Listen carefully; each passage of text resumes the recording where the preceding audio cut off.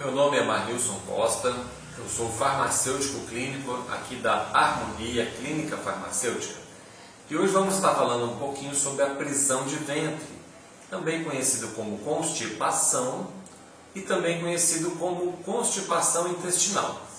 Existem os três nomes. O que é isso? Bom, vamos entender primeiramente então o que é essa famosa prisão de ventre. É a falta de evacuação. É quando a pessoa tem o intestino com algum problema. Nós vamos estar vendo aqui sobre as causas, tratamentos, quais são os fatores que podem estar causando a prisão de ventre e vamos estar fazendo algumas orientações, ok? Bom, a prisão de ventre ela pode ser aguda ou crônica. Aguda é quando você passa alguns dias sem evacuar, passa 1, 2, 3 dias sem evacuar, pode ser agudo. E ela desaparece, simplesmente desaparece.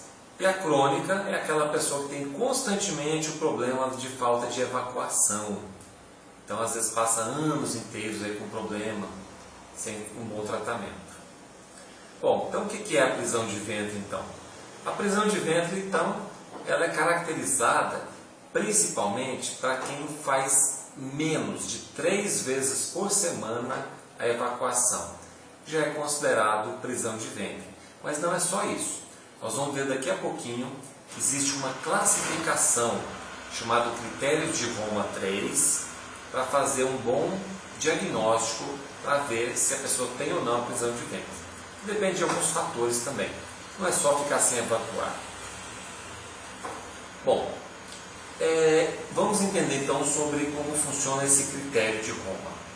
Quando a pessoa tem pelo menos de uma em cada 4 evacuações, acontece apenas uma vez, de cada 4 vezes que ela vai evacuar, vai acontecer 2 coisas que eu vou citar agora. Se ela tiver 2 dessas coisas, já é classificado. Então, exemplo, ela tem uma dificuldade para conseguir defecar. Primeiro caso. Segundo, ela pode evacuar como bolinhas duras, bolinhas tipo bolinhas, ou endurecidas, Tem uma sensação de evacuação incompleta. A pessoa acabou de ir ao banheiro, mas sente que ficou um pouquinho para trás, sem sair. Tem uma sensação de obstrução ou bloqueio da passagem das fezes. A pessoa tem uma necessidade de fazer manualmente as fezes saírem. Então ela às vezes enfia o dedo, para poder tentar sair um pouquinho que for para trás. E a pessoa passa pelo menos mais de 3 vezes, ela tem menos de 3 vezes na semana a evacuação. Então, se você tiver qualquer 2 sintomas desses que eu falei agora, já é classificado. O segundo critério de Roma, a segunda classificação, o segundo critério, é a pessoa ter que usar laxante para ter o efeito do intestino funcionando. E o terceiro critério é a pessoa ter a síndrome do intestino irritado. Então, se você tiver qualquer um dos 3 critérios, já classifica como prisão de ventre. Certo? Bom, vamos falar um pouquinho então sobre as causas, O que afinal de contas pode ser as causas da prisão de ventre?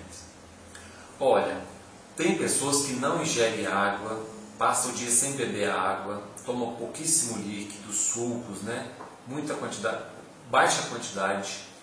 As dietas são inadequadas, a pessoa come com muito carboidratos, muita proteína animal e pouquíssima fruta, pouquíssimo legume, pouquíssimas verduras, que são as fibras. Então, baixa quantidade de fibra, alta quantidade de carboidrato e alta quantidade de proteínas animais. Outra coisa, pessoas que às vezes fazem uma viagem, viajou, prendeu o intestino. Muitas vezes, coisa simples, Só foi uma alteração de viagem, nem se considera como prisão de ventre, mas ficou preso. O sedentário é um dos piores problemas, porque a pessoa que não pratica esporte também é uma das causas. Depois vamos falar um pouquinho mais sobre isso. Pessoas que estão acamadas, por qualquer motivo, seja um problema que a pessoa tem que ficar acamada, pode gerar também a prisão de ventre. e leite. De modo geral, todos os laticínios, queijo, leite, podem também gerar a prisão de ventre. Alimentos que contêm laticínios, né, pode gerar prisão de ventre. A gravidez, né, muitas mulheres na época da gravidez também prende. O estresse emocional, pessoa estressada normalmente prende porque ela libera muita adrenalina e a adrenalina ela paralisa o esfíncter. Então todos os esfíncteres são parados com a adrenalina, então acaba prendendo. E pessoas também que frequentemente, né, não vão ao banheiro na hora que está com vontade, fica segurando porque não pode ou porque está num local que não tem o banheiro que ela quer ir, tá num local que não tem jeito, ela pode gerar inclusive problemas na região anal, como hemorroida, a fissura anal, e pode gerar ainda também evacuações dolorosas, porque as fezes vão ficando secas e quando sai duras, acaba machucando também o ânus. Há pessoas que usam muito laxante, sabe, constantemente também, acaba gerando mais prisão de ventre. O laxante não é recomendado, como nós vamos ver logo após, vou falar um pouquinho sobre isso.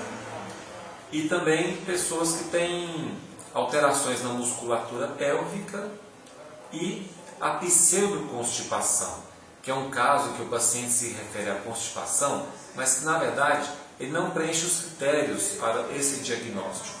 Então a pessoa acha que tem um problema, mas não tem, porque nos critérios de Roma não classificaram, certo?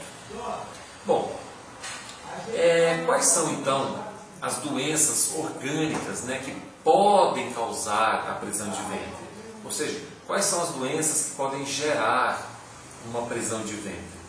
Bom, como eu falei agora mesmo, se a pessoa tem consumo alto de carboidrato, então pessoas diabéticas, né, pode ter a prisão de ventre, geralmente elas acabam tendo mais açúcar no sangue. O hipotireoidismo, porque se a pessoa tem baixa de hormônio tiroidiano, ela pode prender o intestino, porque ela não está tendo o metabolismo. A depressão, porque a pessoa vai ficar triste, angustiada, pode gerar também. A ansiedade, porque a ansiedade ela gera, como eu comentei agora mesmo, um aumento de adrenalina. A adrenalina paralisa os esfíncteres. A anorexia nervosa, porque se a pessoa não está comendo, não está ingerindo alimentos, as fibras principalmente vai faltar também. Esclerose múltipla, é uma doença muito séria. A doença de Parkinson, lesões na medula, um AVC, câncer de colo, câncer de reto e a síndrome do intestino irritável. Todas essas doenças podem causar prisão de ventre. Bom, e medicamento? Você pode estar tomando algum medicamento e está com a prisão de ventre e às vezes vai lá e por sua conta e toma medicamento. Não faça isso. Sempre consulte. Consulte o farmacêutico clínico ou o médico. Então faça a consulta. Não fica tomando remédio sem necessidade. E tem medicamentos que às vezes a pessoa está tomando e prende o intestino. Exemplo, antihistamínicos, anti-inflamatórios, os medicamentos para dor muito forte, tipo morfina, antidepressivos. Olha, mas você acabou de falar aí que a pessoa com depressão fica com prisão de ventre. Mas o problema é que também tem antidepressivo que causa mais prisão de ventre ainda. Então tem que saber qual. Então, se às vezes você foi receitado para você um antidepressivo e ele está causando prisão de ventre, tem que ser trocado. Aí o médico tem que trocar para você. Antiepiléticos também causam prisão de ventre. Antiespasmódicos, antipsicóticos, medicamentos para ter um ferro na formulação. Antiácidos à base de alumínio também prende, tipo, medicamentos que têm alumínio na fórmula, que é o hidróxido de alumínio. Bário, o bário é usado mais só em casos de você vai fazer um raio-x, aí você ingere o bário. E os antihipertensivos, principalmente os antihipertensivos que bloqueiam os canais de cálcio. Então eles causam prisão de ventre também. Quais são os sintomas? Bom, vamos entender então alguns sintomas que a pessoa tenha e que é importante observar. Então olha só, você tem as fezes rígidas ou em bolinhas, ter as fezes, que você tem que fazer um grande esforço para defecar, você sentir que tem um bloqueio na região anal, que impede essa evacuação, uma sensação de não conseguir esvaziar completamente o seu intestino, uma necessidade de usar até a mão, o dedo, para que as fezes possam sair. Todos esses sinais são da prisão de ventre. E você não evacuar pelo menos 3 vezes por semana, pelo menos daí para mais, é um forte indicador que você tem a constipação. Mas lembre-se, não é suficiente para fechar um diagnóstico. Você tem que usar os critérios de Roma. Então, é bom você destacar também o seguinte: destacar que às vezes a pessoa vai ao banheiro 1, 2, 3 vezes, né, passando aí 3 dias, né, sem evacuar, e quando vai evacuar, as fezes saem moles, moldadas, úmidas e não demandam esforço nenhum para você evacuar. Então, nesse caso, a gente não considera que a pessoa tem prisão de ventre. Ela apenas passou um período de 1, 2, 3 dias sem evacuar. Então, se você, ao evacuar, não tem dificuldade nenhuma, não tem as fezes duras, as fezes são moles, macias, são fáceis de sair, aí você apenas passou 1, 2, 3 dias, não é considerado prisão de ventre. Então não necessita de tomar medicação, não necessita fazer nada. Outra coisa também que nós queremos comentar com você é a questão das complicações. Vamos falar um pouquinho sobre a complicação. Tem pessoas que passam por complicações de 1 a 2 tipos. O primeiro tipo são pessoas que faz esforço, tem dificuldade para fazer as fezes, para eliminá-las, e uma vez que vai eliminar, pode ser que ela possa causar uma hemorroida, pode causar fissura e até o prolapso do reto. O segundo problema é a pessoa que ela não vai ao banheiro e ali ela vai impactando essas fezes, ela vai impactando, vai juntando ali na ampola retal e as fezes vão ficando de um tamanho tão grande que tem até um nome diferente, chama fecaloma. Vou escrever no vídeo aí para vocês.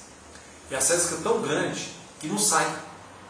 Aí precisa de quê? Ou de usar um laxante, ou de um mecanismo, né, uma ajuda mecânica, ou até um enema, que são aquelas são líquidos, né, que são introduzidos pelo ânus para amolecer as fezes para sair tudo. Então às vezes tem que fazer isso. E às vezes a pessoa nem tem a prisão de ventre, foi só uma complicação, né? Porque houve um motivo, né? São vários motivos que nós falamos aí.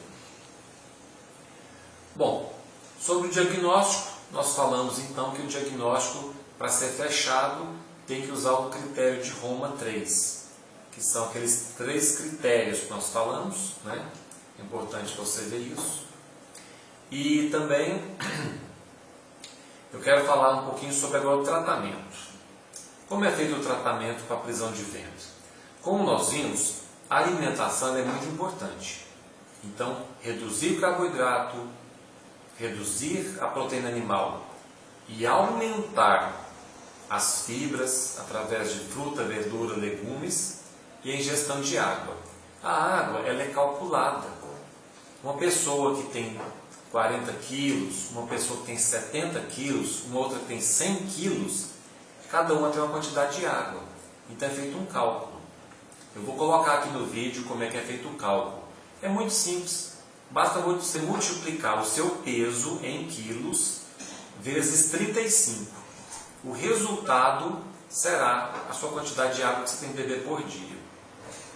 Fazer exercício. Exercício é muito importante. Mas não dá para estar fazendo exercício sem uma consulta prévia. Consultar um médico, um farmacêutico, para saber se pode ou não fazer um exercício. Porque de repente você pode estar tendo um problema de saúde, ou um problema na articulação, vai fazer exercício e piora mais ainda a sua doença. Então não faça sem a consulta prévia. Outra coisa que a gente orienta é evitar, deixar para último caso, os laxantes. Laxantes nós temos vários, desde o óleo mineral, o bisacodil, que temos várias formas farmacêuticas, a lactulose, o sorbitol e até o semi. Todos são laxantes, mas é bom evitar, usar em último caso. Então, o que nós orientamos aqui na Harmonia Clínica Farmacêutica? Venha passar por uma orientação com a gente aqui, eu sou farmacêutico clínico, vou te orientar, vou ver o que são suas causas, vou te orientar através dessas coisas todas que nós falamos aqui hoje, tentar fazer uma orientação, ver um tratamento que é ideal para você, ver onde você está falhando, né? O que você está fazendo de errado no seu tratamento, não está dando certo, e corrigir. E como nós falamos, desde alimentação, medicamentos, algumas doenças que às vezes você não vai estar impedido de fazer um exercício, às vezes está fazendo alguma coisa errada no uso de alguma medicação que pode estar fazendo mal, às vezes tem que ser substituído por algum outro medicamento. Tudo isso nós vamos estar te orientando e dessa forma poderemos te ajudar aqui na Harmonia Clínica Farmacêutica. Muito obrigado e fique atento, que nós sempre estaremos dando dicas de saúde, orientações aí para você. Muito obrigado.